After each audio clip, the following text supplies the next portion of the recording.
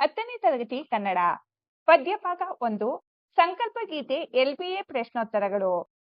ಮುಖ್ಯ ಪ್ರಶ್ನೆ 6. ಕೆಳಗಿನ ವಾಕ್ಯ ಅಥವಾ ಹೇಳಿಕೆಗಳಿಗೆ ಸಂದರ್ಭ ಮತ್ತು ಸ್ವಾರಸ್ಯಗಳನ್ನು ಬರೆಯಿರಿ. ವಾಕ್ಯ 38. ಪ್ರೀತಿಯ ಅಣತೆಯ ಹಚ್ಚೋಣ.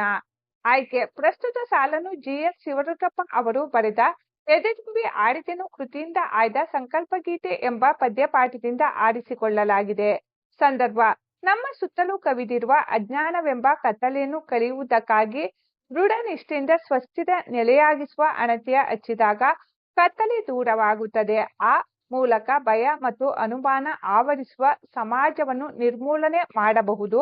ಹೀಗೆ ಸಂಕಲ್ಪ ಮತ್ತು ಅನುಷ್ಠಾನ ಕುರಿತು ತಮ್ಮ ಅಭಿಪ್ರಾಯವನ್ನು ತಿಳಿಸುವ ಸಂದರ್ಭದಲ್ಲಿ ಕವಿ ಈ ಮಾತನ್ನು ಹೇಳಿದ್ದಾರೆ. ಸ್ವಾರಸ್ಯ. ಜೀವನದಲ್ಲಿ ಧನಾತ್ಮಕ ಭಾವನೆಯನ್ನು ದೃಢ ಸಂಕಲ್ಪವನ್ನು ಹೊಂದಿರಬೇಕು. ಪ್ರೀತಿಯ ದೀಪವನ್ನು ಹಚ್ಚುವ ಸಂಕಲ್ಪ ಕೈಗೊಳ್ಳುವುದರಿಂದ ದ್ವೇಷರಹಿತ ಸಮಾಜವನ್ನು ನಿರ್ಮಾಣ ಮಾಡಬಹುದು ಎಂಬ ಅಂಶಗಳು ಇಲ್ಲಿ ಸ್ವಾರಸ್ಯಪೂರ್ಣವಾಗಿ ಅಭಿವ್ಯಕ್ತಗೊಂಡಿವೆ. ವಾಕ್ಯ 39. ಮುಂಗಾರಿನ ಮಳೆಯಾಗೋಣ. ಆಯ್ಕೆ. ಪ್ರಸ್ತುತ ಸಾಲನ್ನು GS ಶಿವರುದ್ರಪ್ಪ ಅವರು ಬರೆದ ಎದೆತುಂಬಿ ಆಡಿದೆನು ಕೃತಿಯಿಂದ ಆಯ್ದ ಸಂಕಲ್ಪ ಗೀತೆ ಎಂಬ ಪದ್ಯಪಾಠದಿಂದ ಆರಿಸಿಕೊಳ್ಳಲಾಗಿದೆ. ಸಂದರ್ಭ. ನಿಶ್ಚಿತ ಕ್ರಿಯಾಶೀಲರಾಗಿ ನಾವು ಧನಾತ್ಮಕ ಭಾವನೆ ಹಾಗೂ ದೃಢ ಸಂಕಲ್ಪವನ್ನು ಹೊಂದಿದಾಗ ಯಶಸ್ಸನ್ನು ತಲುಪಬಹುದು.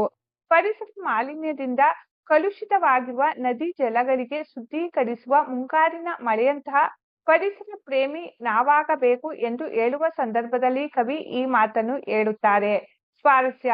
ನಾವು ಮುಂಗಾರಿನ ಮಳೆಯಂತೆ ಪರಿಸರ ಸಂರಕ್ಷಿಸುವ ಸಂಕಲ್ಪ ಕೈಗೊಳ್ಳುವುದರಿಂದ ನದಿ ಜಲಗಳನ್ನು ಶುದ್ಧವಾಗಿ ಇಟ್ಟುಕೊಳ್ಳಬಹುದು ಹಾಗೂ ಮನೆಗಳನ್ನು ಸ್ವಚ್ಛಯುತವಾಗಿ ಇಟ್ಟುಕೊಳ್ಳಬಹುದು ಎಂಬ ಭಾವವು ಇಲ್ಲಿ ವ್ಯಕ್ತವಾಗಿದೆ.